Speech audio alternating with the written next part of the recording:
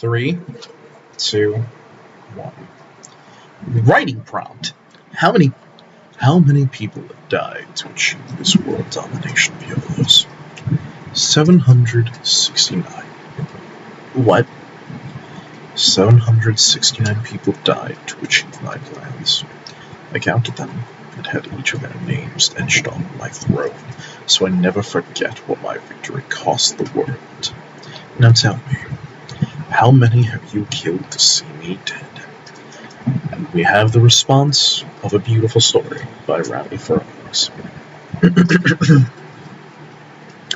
I sit on my throne, awaiting the arrival of the so-called hero into my chamber.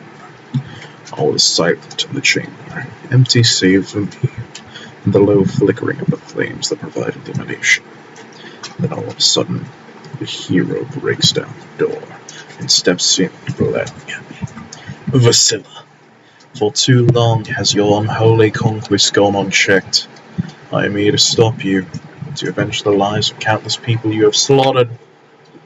At this I let out a small laugh, before my face almost shows a sign of grief, which puzzles the hero. I wouldn't say countless, that does them a grave disservice. No, I have killed exactly 769 souls to get to where I am today. You... 769? You counted them?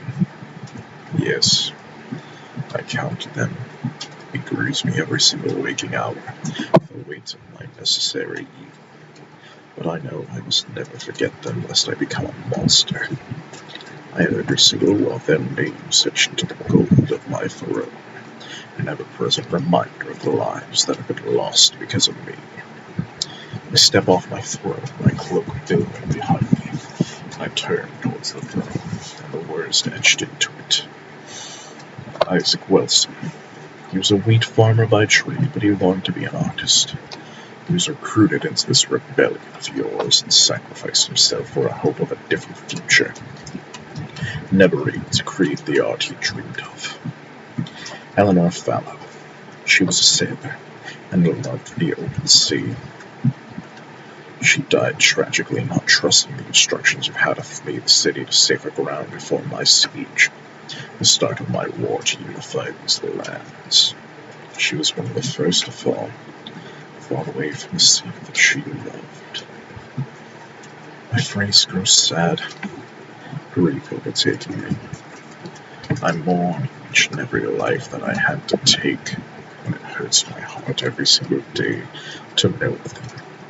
Now I must ask you, you who calls yourself a hero, how many people have you murdered?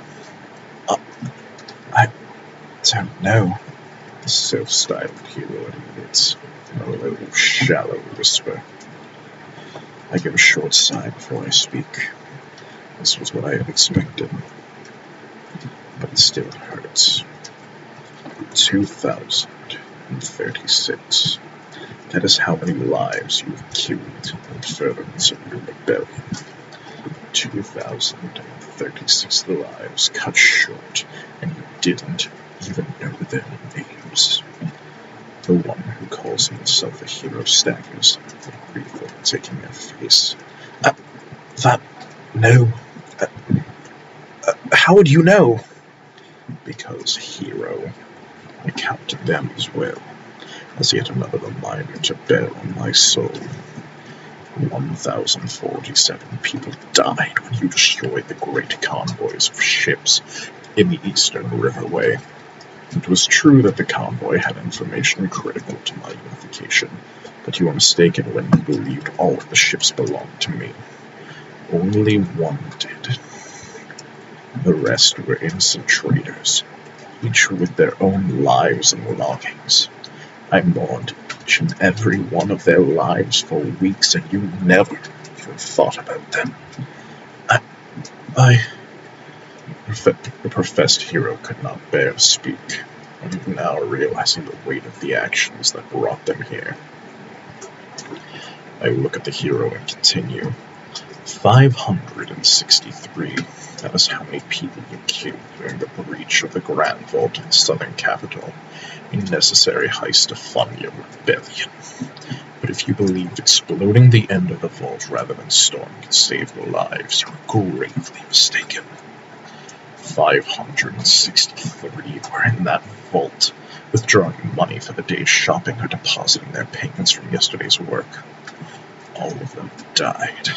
Isabel Wilson was there, a child, only just turned 11. Her mothers had brought her to the vault to teach her how money works. The first time she had ever been to the grand building, and still, you didn't even know her name or any of the others you killed that day. Tears began to streak the hero's face, but I continue. 412. That was how many people died in the battles that led you to my gates. Only half of them were soldiers of mine. The remaining 206 were innocent civilians. Innocent civilians like Jetalowen. They were 17 and were set to turn 18 the next day.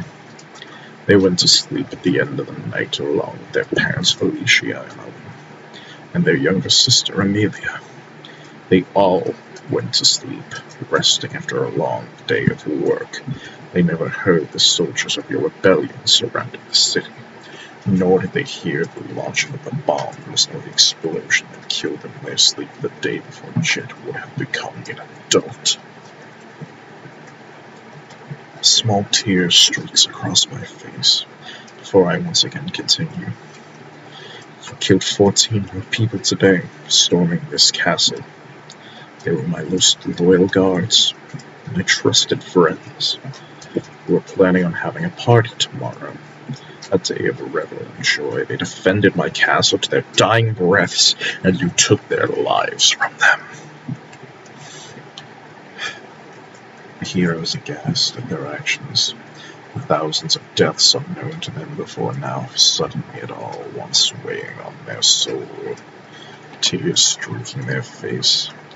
I take a breath and walk towards them, my soul filled with grief. Yes, I have killed hundreds, and their deaths weigh on me every single day.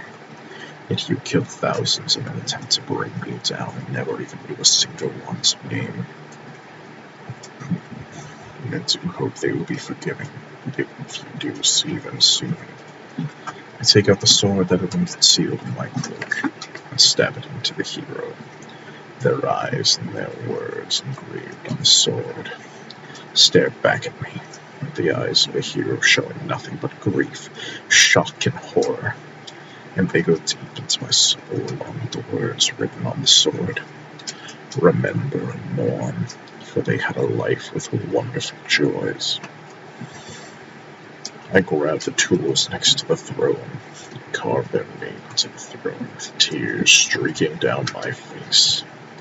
770 lives taken. Bro! I went through all 5 stages of grief. This is so good.